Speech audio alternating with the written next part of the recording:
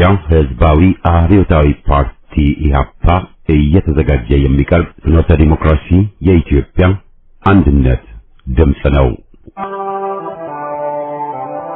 ጤና ይስጥልኝ፣ እንደምን አመሻችሁ አድማጮቻችን። ዛሬ አርብ ታህሳስ 17 ቀን 2018 ዓ.ም ነው።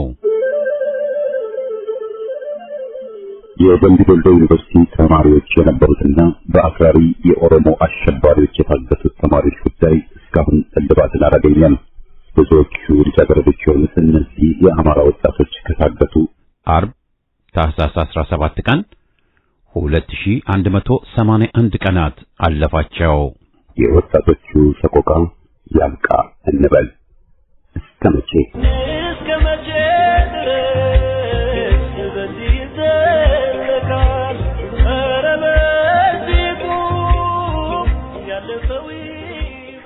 ዘወትር አርብ ከአድማጮች የደረሱንን መልእክቶች የምናስተናግድበት የደብዳቤዎች አምድ ፕሮግራማችንን አሰምተን የዛሬ ዝግጅታችን ፍጻሜ ይሆናል። በቅድሚያ ዜና። የአፋባሃ ምዕራብ አማራ ቀጠና ቴዎድሮስ እዝ በርካታ ተጋድሎዎችን ፈጸመ። የቴዎድሮስ እዝ 109ኛ ኮር 99ኛ ክፍለ ጦር የጠላትን ኃይል እየደመሰሰው ነው። ዳጋ ዳሞት ፈረስ ቤት ከተማ የመሸገው የጦቱን ምላስ ቆራጩ የብርሃኑ ወራሪ ኃይል ወደ ሰቀላና የተለያዩ የገጠር ክፍሎች ለመንቀሳቀስ ቢሞክርም በ99ኛ ክፍለ ጦር በደጋ ዳሞት ሻለቃ አከርካሪው ተሰብሮ ሙትና ቁስለኛ ሆኗል። ክንድነ መራሮች 99ኛ ክፍለ ጦር ደጋ ዳሞት ሻለቃ እግር በእግር በመከተል በዛሬው ዕለት ፈረስ ቤት ከተማ ዘልቀው በመግባት የጠላትን ኃይል መውጫ መግቢያ ሲያሳጡት ይዋሉ ሲሆን በርካታ ኃይልም ሞትና ቁስለኛ ሆኗል።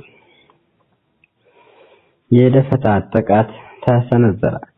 የአገዛዙ ዙፋን አስጠባቂ ሰራዊት ከዲላሞ ወደ ዝህብስት ሬሽን ለማቀበል በሚንቀሳቀስበት ወቅት ዳግሳ አቦ ተብሎ ከሚጠራው ቦታ መብረቃዊ ጥቃት ደርሶበታል።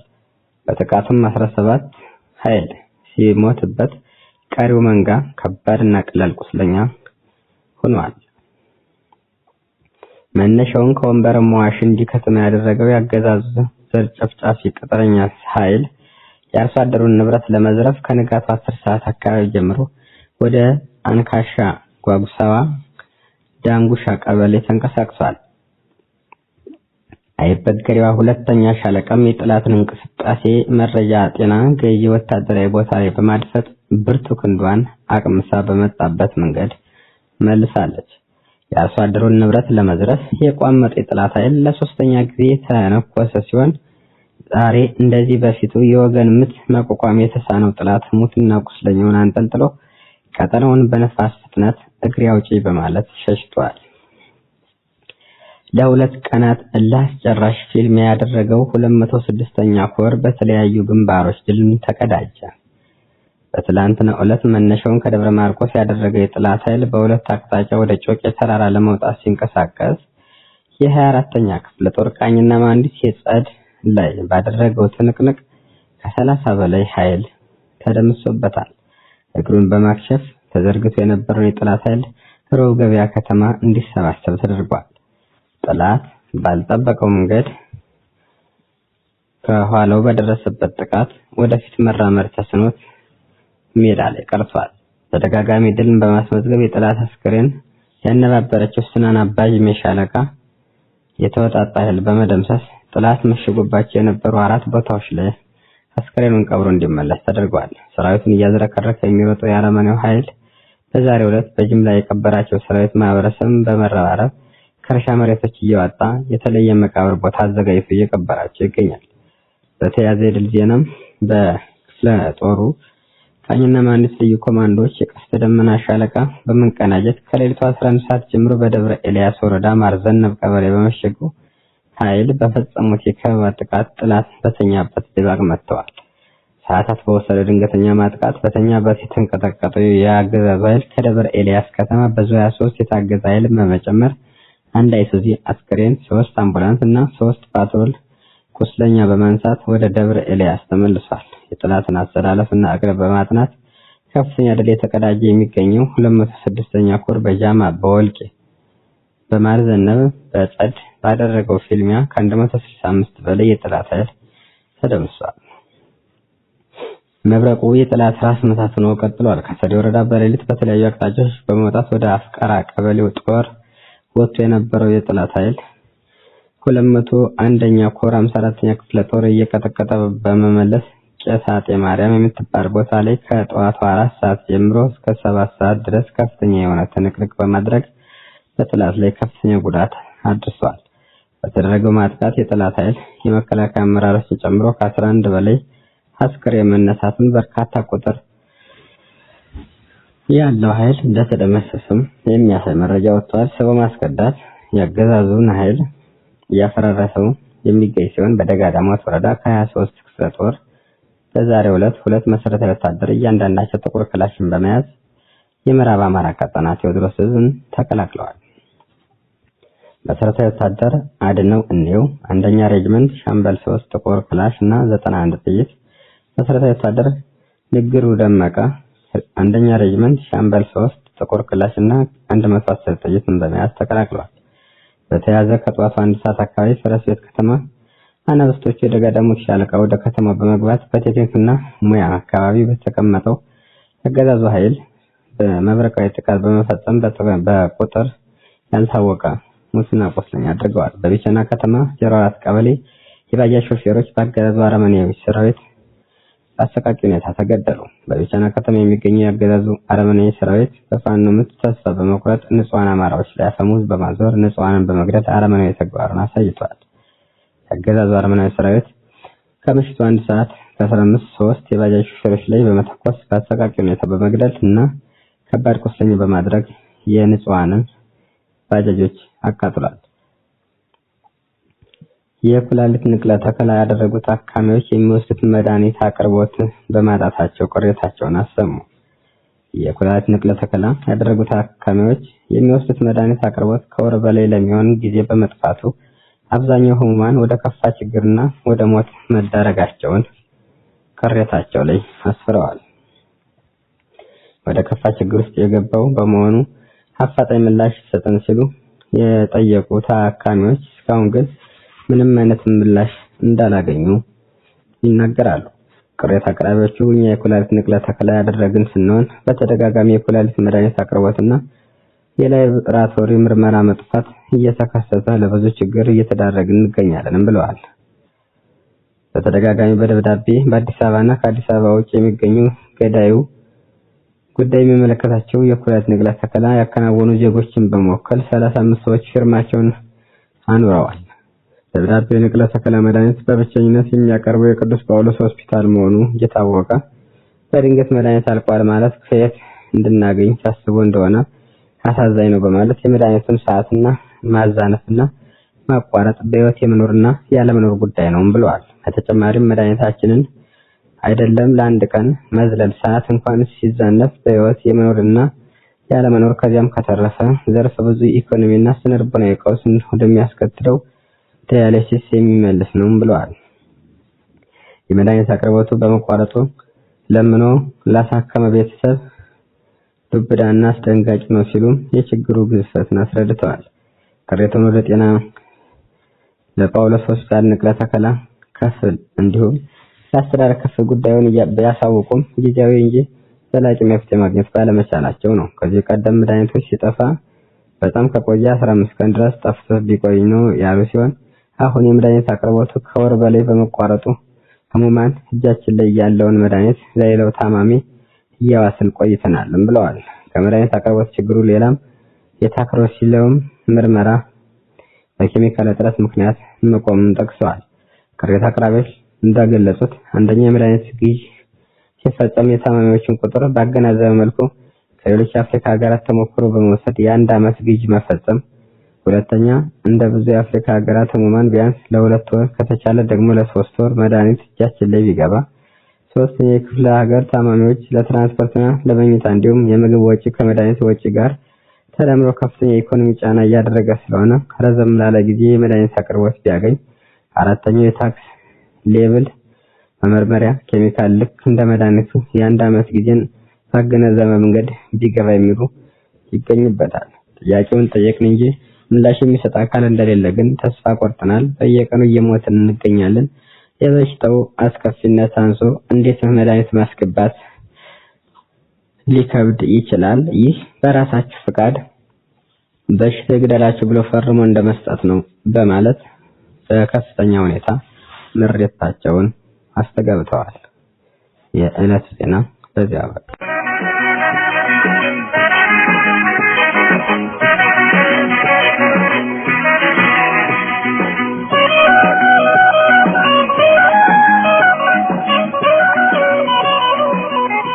ደብዳቤዎች አምድ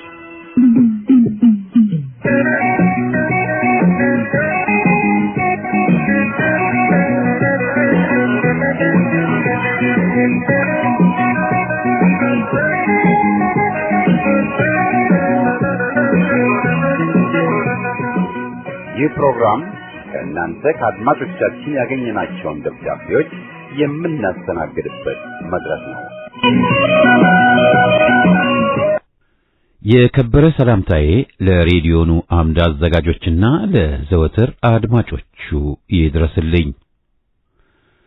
ትውስታ ጎህ መጽሔት።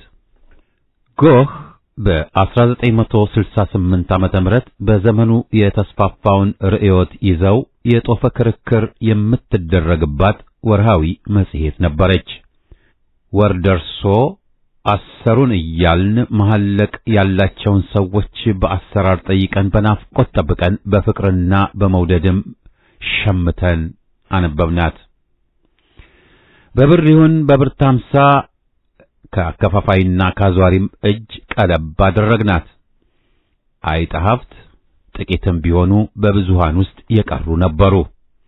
ጠሀፍት ተብሎ ዝም ነበሩ። አንጀት አርስና ነፍስ ያላቸው አስኳል ሆነው የቀሩ። የርዕዮቱ ጥራታቸው ልክ ወደር አይገኝለትም። ለመጻፍ የሚያስችል የተሟላ አቅም የነበራቸውና አእምሮአቸው የተዘጋጀና የተደራጁ ነበሩ። ክርክርም ይችላሉ። ለነገሩ ዛሬም ያሉ አሉ። እውነትን ገሃድ የሚያወጡና ፀሐይ ላይ የሚያሰጡ ለማደርም ጽፈው ከርሳቸውን ለመሙላት የሚልመጠመጡም አልታጡም። አወናባጆችና የተምታታባቸውም ያልነበሩበት ገሃድ ዓለምን ሳይጨብጡት ሲኒማ መሰል ሥራ ጽፈው ታሪክ እያጎደፉ የሚኖሩ ከሺንቶ ፈንቶ አንድ የትላንቷ ጎህ ብልጫላት። የጎሆቹ ግን ህሊናቸው ጣታቸውን እያዘዘ ቃል እየፈለገ አረፍተ ነገር ሲሰራ እንደ እናት ወጥ በእንጀራ ሲበላ እየጣፈጠ ቆርጥሙኝ ያሰኛል። አረፍተ ነገር አይዘሉም፣ የሚለቀም የለውም። ሁሉም የተጣራና አንደኛ ደረጃ ነው። ደጋግመው ያነቡትና ያጣጥሙታል። እርካታ ይሰጣል። ከቻሉ ቃል በቃሎ ከራስዎ ጋር እንዳይጠፋዎት ይደግሙታል። አዋቂ ሰዎችን አገር መቻታ ታውቃለች። ያስቸገሯቸው ባለ ጠመንጃዎቹ የብዕር ቀንደኛ ጠላቶች ናቸው። ብዕር ገድለውና አድምተው የሚፎክሩ። የጎህ መጽሔት አንባቢዎች እነማን ነበሩ? የዛን ጊዜ ትኩስ ወጣቶች ንቃተ ህሊናቸውን ከፍ አድርገው ነገን የተሻለም ዓለም ፈጥረው መልካም ለመኖር የሚያልሙቱ ነበሩ። እንደ ፋብሪካ ጣሳ የሚሞሉ ሳይሆኑ መጠየቅ ሲያስገድዳቸው ወይም ማገናዘቢያ መጽሐፍ ያነሳሉ። ታልሆነም ወደ በቁት ጋር ሄደው ይሞግታሉ። ሁሉም በስነ ስርዓት የተሞሉና በድፍረት የተሰለፉ ለመስዋዕትነት ዝግጁ የሆኑና ሞትን የናቁና በበራፋቸው ቢያልፍ እንኳ እንዳመጣጡ ለመቀበል የተዘጋጁ። ፍጹም ነው እምነቴ እያሉ የዘመሩትን ሞታይ ፈሪዎቹን የጠላቶቻቸውን ግፍና ሰቆቃ በፍጥነት ተረድተውና ተደራጅተው ድባቅ ለመምታት ቆርጠው የተነሱቱ የዛን ጊዜ ትኩስ ትንታግ ወጣቶቹ ነበሩ። ምን ያደርጋል በልባቸው ያሰቧት አገራቸው ምኞት ሆና ቀረች ልበል? ኖ ኖ ኖ። ዛሬም ደማቸው በከንቱ ከፈሰሰበት ስጋቸው ከሰው ተገልሎ ከወደቁበት ጉድባ ሸለቆና ጥሻ ዳግም ይጣራል። መስዋዕትነትን የተቀበሉት ለነጻነት፣ ለመብት፣ ለእኩልነት፣ ለፍትህ ለሕዝብ ልዕልና እንጂ ራሳቸውን ከስልጣን ማማ ላይ ለማንሰራፋትና ሲመች ለመገለባበጥ አልነበረም። አልሰረቁም፣ አስረው አልገረፉም፣ አገር አልዘረፉም፣ ስልጣን ወንበር ላይ ቂብ ብለው ወገናቸውን አላሳደዱም፣ አልወገሩም። የማወራው ስለ ተሰውት ጓዶችና ስለ ትግሉ ብለው በዱር በገደሉ ለቀሩና ለተሰደዱ ታጋዮች ብቻ ነው እንጂ ስለ ሌሎቹ ከሃዲዎች አይደለም። አሻራቸው በህሊና ታትሞ የተቀመጠ ልዩ የሕይወት ዘመን ስጦታቸው ነው። በተለይም መስዋዕትነታቸውን በክብርና በማዕረግ ለሚዘክሩት በእነርሱ ሞትና መስዋዕትነት ለሚሞጣሞጡና ለሚንሾካሾኩ ባንዳዎቹና ውላጆቻቸው ግን የእነርሱን ቀን ይስጣችሁና እዩት ከማለት ውጭ ሌላ ቃላቶች የሉኝም። እነርሱ ያለፉበትን ጎዳና 1 ትሪሊዮንኛ ሳንጓዝ የእነርሱ የከፈሉትን የሕይወት መስዋዕትነት መዘከር ሲገባን በአንዳንዶቻችን ስንተዛዘብ ማየት ግን ከማሳዘን አልፎ ዛሬም አገሬ ኢትዮጵያ ሞኝነሽ ተላላ ያሰኛል። ወደ ተነሳውበት መጽሔት ላምራ። መጽሔቷ ትምህርት ቤት ሳንሄድ ሐሳብን በሐሳብ ለማሸነፍ የሚደረጉ ክርክሮችን ታስተምር ነበር። ዛሬ ትምህርት ቤትም ገብተን መማር ያቃተንን የክርክርና የሐሳብ ለሐሳብ ፍጭቶችን አያያዝ መርህ ፍንትው አድርጋ ታሳየን ነበር። ብዙም ዕድሜ ሳይኖራት በክፉዎቹ የምርጥ መኮንኖቹና የእነርሱ ጋሻ ጃግሬዎች መንግስት ታፈነች። እሷን በእጁም ሆነ በቤት ለቤት አሰሳ ወቅት የተገኘበት የኢህአፓ የፖለቲካ መስመር ተከታይ እንኳ ባይሆን በአንዳንድ ቦታዎች እስከ መታሰር ለከፋ ምርመራና መሰቃየት ታደርስ ነበር። ወይ ነዶ! ወጣና እንደ ሸምበቆ ተንከባለለ እንደ ሙቀጫ። ዴሞክራሲ ስትሉ ዴሞክራሲ ስንል የቡልጋሪያው ኮሙኒስት መሪ ጆርጅ ዲሚትሮቭና የፋሺዝም ንድፈ ሐሳብና ህዝባዊ ግንባር ቱሉ ፎርሳ፣ ላይላ ካሊድ ወዘተ ሌላም አርእስቶች በመጽሔቷ ከተከተቡ አርእስቶቿ ጭምር ዛሬም ፈልገው ላገኟት መጽሔቷ ትናንትም ዛሬም ነች። ሁሉ ጊዜ ልበለው መሰረት የሚባል ስም ሳይም ስሰማም በዚህቹ ጎህ መጽሔት ላይ በ1968 ዓመተ ምህረት የሚያዝያ ይሁን የግንቦት ወር እትም ላይ ያነበብኳት ግጥም ትዝ ትለኛለች። 50 ዓመት ወደ ኋላ እንደ ትናንትና ለእድገት በህብረት ዘመቻ ወዲህ ወደ ከፋ ውስጥ ይመስለኛል የዘመተችውን የድሬ ልጃገረድ በእንቅልፍ ሰዓታቸው ጠብቆ በዚያን ጊዜ በተቆጡ ባላባቶች ሴራ ያረፉበትን እንደ ነገሩ የተሰራ መጠለያ በእሳት ለኩሶ ሕይወታቸውን እንዲያጡ ከተደረጉ ዘማቾች አንዷ ነበረች። ከቤተሰቦቿ ይሁን ከወዳጆቿ ይችን የእንጉርጉሮ ግጥም ከአእምሮዬ በትንሹ የቀረችውን ላስታውስ ፈልጌ ነው። ዋ መሰረት ሞተሽ መኖር ስታውቂበት፣ መሰረቷ መሰረቴ ቃጠሎሽ የልብ እሳቴ እያለ እንጉርጉሮው ይቀጥላል። የምታስታውሱ ቀጥሉበት። መጽሔቷም በእጃችሁ ያለች ግጥሟን ፈልጉና አሟሉት። የእነዚያ ጓዶች ደም ዛሬም ይሰማኛል፣ ያቃጥለኛል፣ የህሊና ጠባሳ ሆኗል ብዬ ለማለት ፈልጌ ነው። ብዙ ቢያወሩ ሆድ ባዶ ይቀራልና ለዛሬው አበቃሁኝ። ሰለሞን ታምሮ አየለ ነኝ ካለሁበት።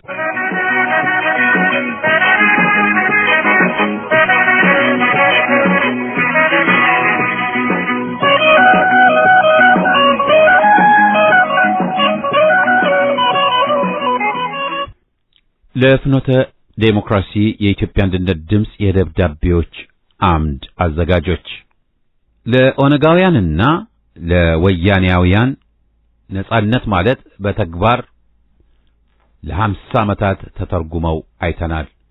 ለነዚህ የአገራችን መቅሰፍቶች ሁሉ ከውጭ በቀመሱት መራዥ አስተምህሮና ራሳቸው ባመነጩት ከፋፋይ የሐሰት ትርክቶች በከፈቱት የመጠፋፋት በሮች አሁን የምንገኝበትን እልቂትና ስደት መለያየትና ለመተማመን፣ ነፍሰ ገዳይነትና ዘራፊነት፣ ክህደትና ኢፍትሃዊነት ያሰፈኑ ሁለቱ ድርጅቶች ነጻነት እንዳሳዩን የነጻነት ትርጉሙ ሌላ የተባለው ማዋረድ፣ ማጥፋትና እኛና የኛ ያሉትን ከፍ ለማድረግ የሚከተለውን አድርገው አሳይተዋል። እያደረጉም ነው።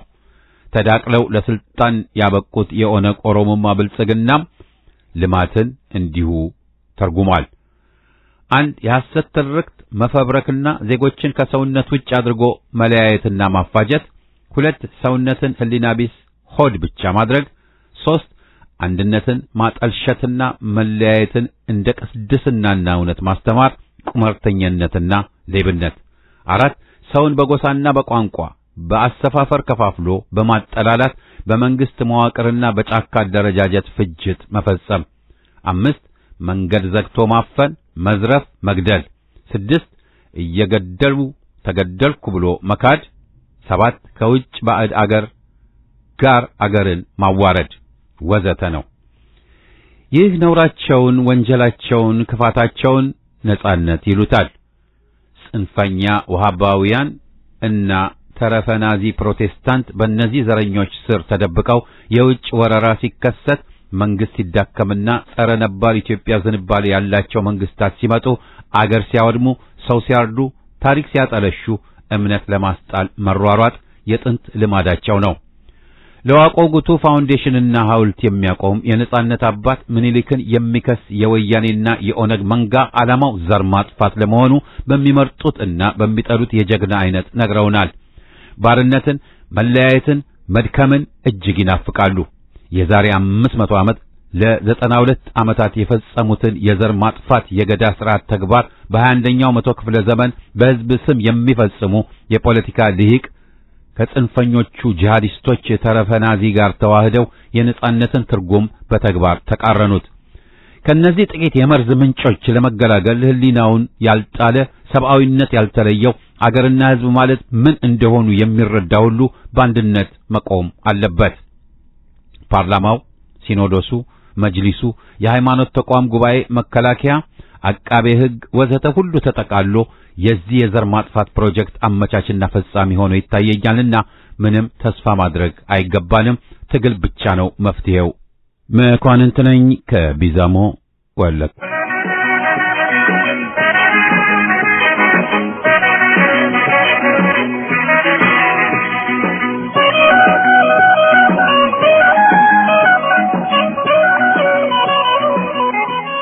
የፍኖተ ዲሞክራሲ ደብዳቤዎች አምድ ዝግጅት ክፍልና የዚህ ተወዳጅ ፕሮግራም አድማጮች እንደምሰምታችኋል። ትውልድ ሁሉ የትውልዱ ምልክት አይሆንም። በየትኛውም ሀገር ታሪክ ውስጥ የትውልዳቸው ጣፋንታ የበየኑና የታሪክ ነጥፋት ያሰምሩ ግለሰቦች የትውልዶቻቸው ምልክት ተደርገው ይወሰዳሉ። በአዲሱ ትውልድ የተቃኘ የሚገኘው የኢትዮጵያ ሕዝብ ትግልም ብያኔም ከዚህ የተለየ አይሆንም። እንደረመጥ የሚያንገበግብ ህዝባዊ ዓላማቸውን በውስጣቸው ይዘው ሰርክ የሚታትሩና ከሩቅ የሚያንጸባርቅ ራዕይን አንግበው ትውልዱን በዓላማቸው ጥላ ስር ለማሰባሰብ ያለመታከት ቀን ከሌት እየተጉ የሚገኙ ምልክቶቻችንም አሉ። ትውልዱ እስከ ወዲያኛው ይድን ዘንድ ጥቂት ከጊዜ ከአድማስ ቀድመው የሚያስቡ አስበው የሚራመዱ የትውልዱ መገለጫ ምልክቶች ካሉም በቂ ነው። ሌላውና አልፍ እንዲሆን የሚጠበቀው እነኚህ የትውልዱ ምልክቶች ያሰምሩበትን የመድህን ሐዲድ ተከትሎ የሚራመድ አብዛኛው ጊዜውን ጉልበቱን ሀብትና አእምሮውን የዕለት ከዕለት ችግሮችን በመፍታትና በማስተዳደር ላይ እንዲውል ይጠበቅበታል እንጂ እኔም በአቅሜ የትውልዱ ምልክት ካልሆንኩ ወደሚል መታበይ ውስጥ እንዲገባ አይጠበቅበትም። ስለሆነም አዲስ ትውልድ እስከ ወዲያኛው ህልውናው ተረጋግጦ በኢትዮጵያ የፖለቲካ ሰማይ ስርም ሆነ በስብዕና ካርታ ውስጥ ሚና ያለው ተዋናይ እንዲሆን ካስፈለገ ጥቂት ባለራዕይ መሪዎችና እልፍ ተልዕኮ ፈጻሚ አስተዳዳሪዎች ሊያፈራ ይገባል። በዚህ ትግል ውስጥ ሁሉም ዜጋ የራሱን የበኩሉን ድርሻ ይወጣል፣ አሻራውን ያስቀምጣል፣ ታሪኩን በደማቅ ቀለም ይጽፋል። በትግል ውስጥ አንድና ሁለት ሰዎችን ምልክትና አርአያ አድርገን መንቀሳቀስ አይጠበቅብንም። ሰውና እንጨት ተሰባሪ ነው እንዲሉ አበው ሰው ሆኖ የማይስት የለምና የሁሉም ኃላፊነት የሁሉም ድርሻ መሆኑን አውቆ ተገንዝቦ የራሱን አሻራ ማስቀመጥ እንጂ ጥቂት ሰዎችን አርአያና ምሳሌ አድርጎ መንቀሳቀስ ለመውደቅ ምክንያት ይሆነናል።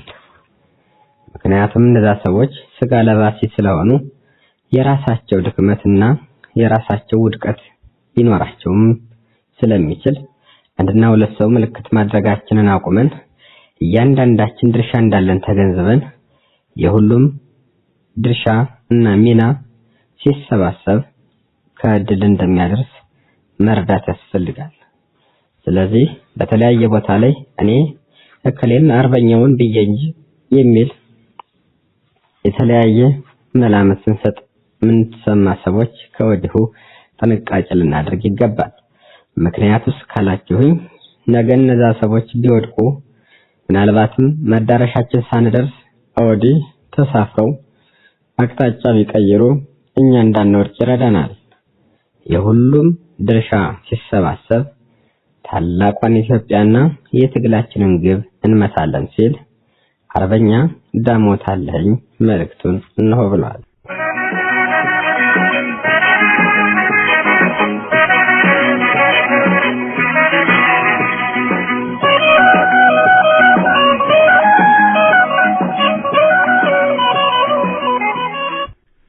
ሰላምታዬ ለፍኖተ ዴሞክራሲ የኢትዮጵያ አንድነት ድምጽና ለአድማጮቹ ሁሉ ይሆንልኝ። ስራ ፈት መነኩሴ ቆቡን ቀዶ ሲሰፋ ይውላል ይላል ያገሬ ሰው። የዘንድሮው ምሁር በየቡና ቤቱና በየመሸታ ቤቱ እየዞረ ነገር ከመለቃቀም ውጭ አንብቦና ተወያይቶ ለመረዳት ጊዜ የለውም። የማያውቀውንና ሲሉ ሰምቶ በመሰለው አንዱ ሲሳደብና ሌላውን ሲያወድስ የሚውለው ወሬኛ በመብዛቱ የአገራችን ጉዳይ ከድጡ ወደ ማጡ እየገባ ቀጥሏል። ከሁሉም በላይ የሚያሳዝነው ደግሞ በእንደዚህ አይነት አሉባልታና ተረት ተረት የተሰማራው የህብረተሰብ ክፍል ራሱን ምሁር ነኝ ብሎ ከሚቆጥረው ማህበረሰብ መሆኑ ነው። ቀድሞ ነገር ማን እንዴትና ለምን ብሎ የማይጠይቅ ምሁር ተብሎ ሊቆጠር አይችልም። ማለትም ሐቅን ለማወቅና እውነትን ለመረዳት ጉጉት የሚያንሰው ሰነፍ ፍጡር ለቤተሰብ ብቻ ሳይሆን ለአገርና ለወገንም ሸክም መሆኑ ሳይታለም የተፈታ ሐቅ ነው። መጽሐፍ የማያነብ ወቅታዊ የሆነውን የዓለምን ተጨባጭ ሁኔታና ውስብስብ የሆነውን የዘመናችንን ፖለቲካዊ፣ ምጣኔ ሀብታዊ፣ ማህበራዊና ዲፕሎማሲያዊ ግንኙነቶች በሚገባ የማይከታተል ምሁር ሊባል አይችልም። ትምህርት ቤት ሄዶ ባገኘው ዲግሪና ዲፕሎማ ብቻ እየተኩራራ የሚኖር ምሁር ደንቆሮ እንጂ ምሁርና አስተማሪ ነው ተብሎ ሊታወቅ አይገባውም። ከሁሉም በላይ የምሁር ደንቆሮ አያጋጥምህ የሚባለውም ለዚያ ነው። ምክንያቱም እንዲህ ያለ ምሁር እንዳያስተምረው ተምሬያለሁ ብሎ የተተበየና እንዳያስተምርህ ደግሞ ምሁራዊ አቅምና ችሎታ የሌለው የደንቆሮዎች ሁሉ ቁንጮ መሆኑን ለመግለጽ ነው። ይህን ለማለት ያበቃኝ ሰሞኑን አንድ በታሪክ ማሟረት የለመደበት ቦዘኔ በአገራችን ለመጣው የጎሳ ችግርና ለአማራው መበደልና መሰቃየት ዋናው ተጠያቂ ወያኔ፣ ሻዕቢያና ኦነግ ሳይሆኑ ዋለልኝና ያ ትውልድ ነው ሲል በፌስቡክ የለጠፈውን አሉባልታ አንብቤ ነው። ነገሩ አዲስ ባይሆንም ሰውየው እንደ በቀቀን ነገሩን ለምን ለመደጋገም እንደወደደ ወዲያውኑ ገባኝ። ይኸውም ያው የደንቆሮ ዘፈን መልሶ እንዲሉ ይህን እጅጅ የሚለውን አሉባልታ ከመደጋገም ውጭ ሌላ ቁም ነገር የማይሰራ ባተሌ መሆኑን ያሳየበት ጽሑፍ ነበር ለማለት ይቻላል። ይህ ደግሞ ጠላቶችም ወዳጅና የተቆረቆሩ በመምሰል በወገን በኩል ሊኖር የሚገባውን አንድነት ለማደናቀፍና ትኩረታችንን ለማሳት እንዲህ አይነት አፍራሽና አደናጋሪ ቅስቀሳና ፕሮፓጋንዳ እንደሚነዙ እናውቃለን ነውና ያው እጅጅ ከሚለው ተረትና ሉባልታ ወጥቶ እንደ ሰው ያስብ ዘንድ ምክር መሳይ ሰጠሁትና አለፍኩላችኋለሁ። የበለጠ ያናደደኝ ግን ዋናው የጽሑፍ ባለቤት ሳይሆን ይህን ጽሑፍ ከቁም ነገር ቆጥሮ ያካፈለው ግለሰብ ጉዳይ ነው። ግለሰቡ የሚታወቀው ሌት ተቀን ስለ ፋኖና ፋኖ ስለሚታገልለት ዓላማ ሳይሆን ራሱ ታላቁ እስክንድር ብሎ ስለሚጠራው ጣዖቱ ብቻ ነው ሁሉ ጊዜ የሚጽፈው። መቼም ቢሆን የእስክንድርን ስም ጠርቶ ከማይጠግቡት ግለሰቦች ውስጥ አንዱና የመጀመሪያው ግለሰብ ነው ብል ማጋነኔ አይደለም። በተመሳሳይ መልክ ብርሃኑ ነጋን ያመልክ እንደነበረና ከዚያ በፊትም የመንግስቱ ኃይለማርያም አድናቂ የነበረ ግለሰብ መሆኑን የሚያውቁት ጓደኞቹ ሁሉ አመሉ ነው ይሉታል። በእርሱ ቤት ሁሉም ነገር ከእስክንድር ነጋ አይበልጥምና እስክንድር በአማራው የህልውና ትግል ላይ እያደረገ ያለውን ክህደትና ቅጥፈት አይገባውም። ቢያንስ ገና አልገባውም። በፋኖ ስም በየፌስቡኩ ፋኖን እና ፋኖ የቆመለትን ዓላማ ያደንቅና ነገር ግን ፋኖም ሆነ ፋኖ የቆመለት ዓላማ ከታላቁ እስክንድር በላይ ሊሆን አይችልም ብሎ የሚያምን ጭፍን ግለሰብ ነው። ግለሰቡ እስክንድርን ከማምለኩ ሌላ ሐሳብም ሆነ ፍልስፍና የሌለው ሌጣ መጋዣ ነው ማለት ይቻላል። ባጭሩ ማንም ዜጋ ሊረዳው የሚገባ ጉዳይ ቢኖር ጎሳንና ቋንቋን መሰረት ያደረገ የፖለቲካ ርዕዮተ ዓለም ምንጊዜም አገር አፍራሽ መሆኑን ነው። ይህ ደግሞ በሐሳብና በአስተሳሰብ ከተሸነፉት ሰነፍና ደናቁርት ምሁራን የሚጠበቅ በሽታ መሆኑን ሕዝባችን ኖሮ ያየው ሐቅ ነውና ዛሬ እንደ አዲስ ነገር ልንከራከርበት አይገባም ባይ ነኝ። በመጨረሻም ወገኖቼ ሆይ ይህን እጅግ ያለ ተረትና አሉባልታን ማብዛቱን ትተን ታሪካችንን በውል ብናውቅና ብንረዳ የበለጠ አገራችንንና ሕዝባችንን መታደግ እንችላለን ብዬ አምናለሁ። ካልሆነ በስተቀር ያው በሐሜትና ባሉባልታ ፈረስ አገርን ያህል ትልቅ ነገር እያፈረስን እድሜያችንን እንጨርሳለን ባይ ነኝ። ሌላው ተስፋ በቆረጥንና በጨለመብን ቁጥር ሙት ወቃሽ ሆነን መቅረታችን በራሱ የሚያሳየው እንደ ሕዝብ ሞራል ቢስና እንደ አገር ቆመን መቅረታችን ነው። ስለዚህ ከስሜት ወጥተን ካጉል ተስፈኝነትና ካሉባልታ ይልቅ ታሪካችንን በተጨባጭ ማወቅና ለአንድነት ለነጻነትና ለፍትህ አብረን መታገሉ ይቅደም እላለሁ። ጠባብ ብሔረተኝነት ይውደም፣ ኢትዮጵያዊነት ያሸንፋል። ጉዱ ካሳ ነኝ ከጎጃም ክፍለ ሀገር።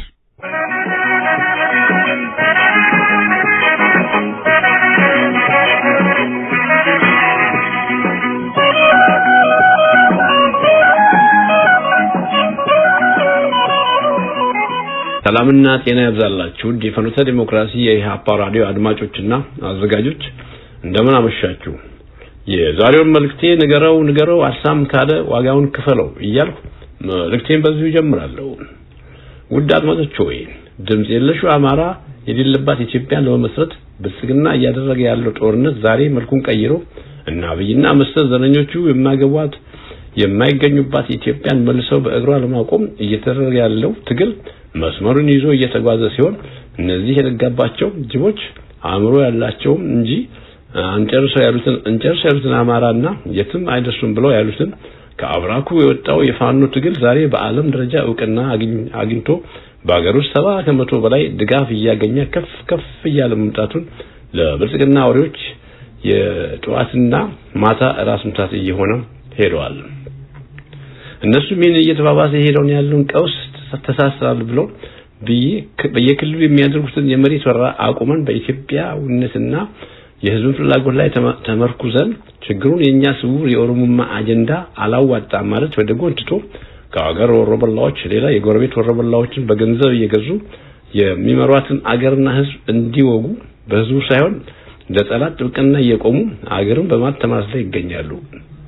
ስለዚህ ምሳሌ የአማራን ክልል እንዳለ ስተን መተከልና ጋምቤላ ብንወስ የደቡብ ሱዳን መርስ ብሔረሰብ አባሎች ከኦህዴድ ኦነግና መሪዎቻቸው አብይ ጋር ተስማምተው ከኦሮሚያ ክልላዊ መንግስት ልዩ ባጀት ተመድቦላቸው ያንን ፍጹም ኢትዮጵያዊነት ማይደራደረውን ጋምቤላን ለመሬት ወደ ኦሮሚያ ወለጋ እንዲካለል ሲሉ አሻጥር በሞላበት መንገድ ይህን ሴራ ሰርተዋል። በመተከል ጉምስ የአብይ ግድብ ያረፈበት መሬት ወደ ወለጋ እንዲጠቃልልም ነው ለተቀና አብረው አበክረው እየሰሩ ናቸው። በአፋርና በትግራይ በኩልም ያለው ሁኔታ ይህ ሲሆን የአማራን የመሬት ወረራ በተመለከተ በሸዋ በኦሮሞ ክልል በሰሜን በሱዳን በሰሜንና በደቡብ በወያኔ ወራሪዎች እይታ ያልተቋረጠ ሲሆን በመስራቅም ከሶማሊያ የተገንጣዮች ከችግሩ አንዱ ሲሆን በደቡብ ብሔረሰቦች መሬት መጀመሪያ የአማራና የትግራይ ኃይሎችን ደምስሰን እስክንመለስ ይጠብቁም የተባሉ ክልሎችና ዞኖችም መጨረሻቸው የኦሮሚያ ጀርባ አጥንት ናቸው ተብለው የተቀመጡ እንጂ እነሱን ይህ ብልጽግና መራሹ ከፋፋይና ወራሪ መንግስት ታርጌት ከመሆን ያመለጡ አይደሉም። ስለዚህ ይህንን አረመኔ መንግስት በተባበረ ኃይል ህዝባዊ ኃይል ካልተደመሰሰ በስተቀር ይህ ዓላማ ቢስና ጭፍን ቡድን መውደቁ የማይቀር ቢሆንም በትግሉ ላይ ሁሉም ካልተባበረ ይረዝማል፣ ኢኮኖሚውም ይበልጥ ይጨማለቃል። ስለዚህ መፍትሄ አንድ ብቻ ሲሆን እሱም ሁሉም ክልሎች፣ ዞኖች ነዋሪዎች በውሸት መከላከያ ስም ልጆቻቸውን ወደ ውትድርና እያለ እንዳይወስድባቸውና ተመልሶ ራሳቸውን እንዲወጉ ከማድረጉ በፊት አካባቢውን ለቀው እንደ ፋኖ ራሳቸውን ያዘጋጁ ዘንድ ይጠበቃል። ምክራችሁ እናንተ ይህ መሰሪ መንግስት የአገርና የህዝብ መንግስት መስሏችሁ ችላ ማለት ይሳችሁ ከሌሎቹ ታጋይ ወገኖች ጋር ተጣመሩ። እሱ መንግስት ስም የተሸከመው ሽፍታ እንጂ መንግስት አይደለም።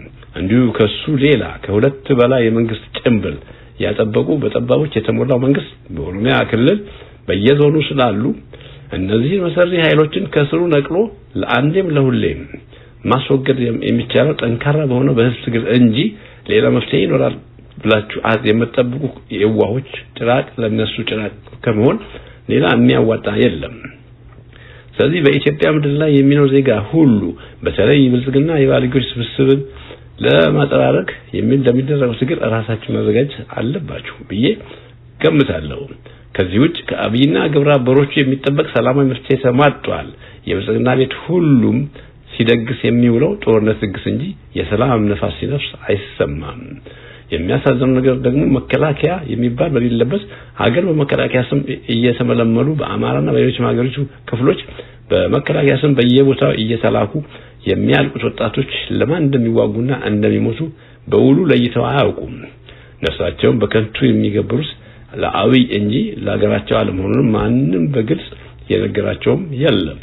ዛሬ ራሱ አብይ በህይወት ስላለ ብቻ አልዋጥሎት እንጂ ተሸንፏል። የሚገርመው ነገር የራሱ ሴኩሪቲ መጠበቅ የተሳነው ሰው በጋዛ ወታደራዊ መዋጮ እንዲያደርግ ብላ አሜሪካ ጠየቀች ሲባል ሰምተናል። እንግዲህ ሞራሉ በዚህ እንጠብቅ ካላሉ በስተቀር የራሱ ግድል ሲባል ለምን ይህ ህዝብ ምን አደረገ ብሎ መጠየቅ ያልቻለ ወታደር የሌላ ሀገር ህዝብ ደህንነት ይጠብቃል ማለት ይከብዳል። እስኪ ለማንኛውም ከርሙሶ ያድርገንና የመጨረሻውን ለማየት ያብቃል ሲሉ ይህን መልእክት የላኩልን አቶ መስንቆ ጉልማ ከኤልመንታና ሮታ ናቸው።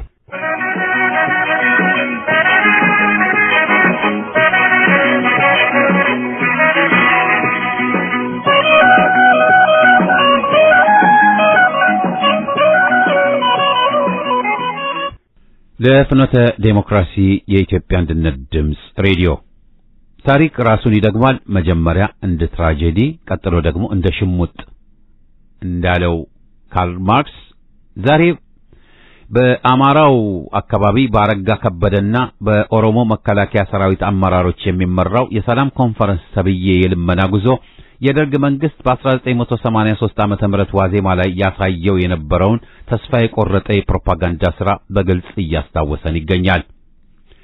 ይህ የብልጽግና አገዛዝ እየታየ ያለው ባህሪ ስልጣን ከመዳፉ እያመለጠች እንደሆነ የተረዳ አካል የሚያሳየው የመጨረሻ ድንፋታና የውርደት ድራማ ነው። በሰላሙ ጊዜ የአማራ ሕዝብ ወደ ባለስልጣናቱ ቢሮ ሄዶ ልማት ስጡን፣ ፍትህ ይንገስ፣ ማንነታችን ይከበር ብሎ ሲጠይቅ በታላቅ ትዕቢት ዞርበል ይሉት የነበሩና በቅንጦት አዳራሾች ተሸሽገው ሕዝብን ሲንቁ የነበሩ እነዚሁ አካላት ዛሬ ግን በፋኖ ትግል ምክንያት ቢሮዎቻቸው ተዘግተውባቸው ወደ ትናንሽ ወረዳዎች ሳይቀር በመውረድ ሕዝብን ሲማጸኑ ማየት እጅግ አሳፋሪ ነው። ቀደም ሲል ለአገልግሎት በጀት የለም የሚሉ የነበሩ አካላት ዛሬ ስርዓቱን ለማቆየት ሲሉ በየወረዳው እየዞሩ ሕዝብን በገንዘብ ለመግዛት መሞከራቸውና ባንዳ ፍለጋ መባዘናቸው የፖለቲካ ኪሳራቸው ምን ያህል ጥልቅ እንደሆነ ያሳያል። ትላንት አገልግሎት ፈልጎ ቢሮአቸው ድረስ ሄዶ በእነዚህ አመራሮች ተደብድቦ ይባረር የነበረ አንድ ጨዋ አማራ ዛሬ በተቃራኒው እሱን ለማናገር ያገዛዙ ተላላኪዎች ለዚህ አማራ ቢያንስ 700 ካሬ ሜትር የከተማ ቦታና ረብጣ ገንዘብ በቅድሚያ መክፈል ይኖርባቸዋል። ካልጋ ሲሉ መሬት ማለት ይህ አይደለም። ዝም ብለህ ተጠራርገህ እንደ መንግስቱ ትፈረጥጣታለህ እንጂ የአማራን ሕዝብ ገንዘብ ማን ተከፋይ ማን ከፋይ ሊሆን ነው? አንድ መንግስት የሚባለው በህዝብ መካከል በነጻነት መንቀሳቀስ ሲችል ነው። ዛሬ ግን የክልሉ ባለስልጣናት ከአንዱ ከተማ ወደ ሌላው የሚጓዙት በሄሊኮፕተር ሲሆን በከተሞች ውስጥ እንኳን የሚንቀሳቀሱት በታንክ ውስጥ ተደብቀው ነው። ይህ የሚያሳየው መሬት ላይ ካለው ህዝብ ጋር ያላቸው ግንኙነት ሙሉ በሙሉ መቋረጡን ነው። ህዝቡን እመራዋለሁ የሚል አካል በህዝብ መካከል እንደ ልብ መዘዋወር አለመቻሉ የፖለቲካዊ ሞት የመጀመሪያ ምዕራፍ ነው። አሁን በአገዛዙ ጀነራሎች እየተደረገ ያለው የ1983ቱ የደርግ ቅዠትና ተውኔት አይነት ነው። የህወሓት ኢህአዴግ ጦር አዲስ አበባን ለመቆጣጠር ጥቂት ኪሎ ሜትሮች ብቻ በቀሩት ጊዜ የደርግ ባለስልጣኖች በሬዲዮና በቴሌቪዥን ድል ለኢትዮጵያ እያሉ ይፎክሩ ነበር። ታንኮች አዲስ አበባ ደጃፍ ላይ ሆነው ደርግ ወጣቶችን አሰልጥኖ ወደ ግንባር እልካለሁ እያለ በከንቱ ፕሮፓጋንዳ ይባዝን እንደነበረው ሁሉ ዛሬም የክልሉ አብዛኛው ክፍል በፋኖ ቁጥጥር ስር በሆነበት ወቅት አገዛዙ ህዝባዊ ድጋፍ አለኝ በማለት መሞከሩ የውድቀት ማሳያ እንጂ የጥንካሬ ምልክት አይደለም። ደርግ በመስቀል አደባባይ በግዳጅ ህዝብን ያሰልፍ እንደነበረው ሁሉ ዛሬም ተጽፎላቸው በካሜራ ፊት መንግስትን እንደግፋለን የሚሉ ተከፋይ ተዋናዮችን ማየት የተለመደ ሆኗል። ይህ አይነቱ ሰው ሰራሽ ድጋፍ የመንግስት ባዶነትን ለመሸፈን የሚደረግ ሙከራ እንጂ እውነተኛ የህዝብ ስሜትን አይወክልም። የደርግ መንግስት ወደ ዚምባብዌ ከመፈርጠጡ ጥቂት ወራት ቀደም ብሎ ያደረጋቸው የፕሮፓጋንዳ ስራዎች ስርዓቱን ከመውደቅ አላዳኑትም። ታሪክ እንደሚያስተምረን የህዝብን ልብ ያጣ ስርዓት በፕሮፓጋንዳ ማሽንና በተከፋይ ተዋናዮች እድሜውን ሊያራዝም አይችልም። የአማራ ህዝብ ግን በልብ ወለድ ጽሑፍና በገንዘብ የማይገዛውን ማንነቱን እና ክብሩን በልጆቹ መስዋዕትነት እያስከበረ ይገኛል። እስከ ነጻነትም ይቀጥላል። ጽኑ ጓዶች፣ እንደ ሰነፎችና ሆዳሞች እንዳትሆኑ፣ የጸና ብቻ ጣፋጩን የወይን ዋንጫ ይጨብጣል ሲሉ መልእክታቸውን ያደረሱን መኳንንት ከቢዛሞ ወለጋ ናቸው።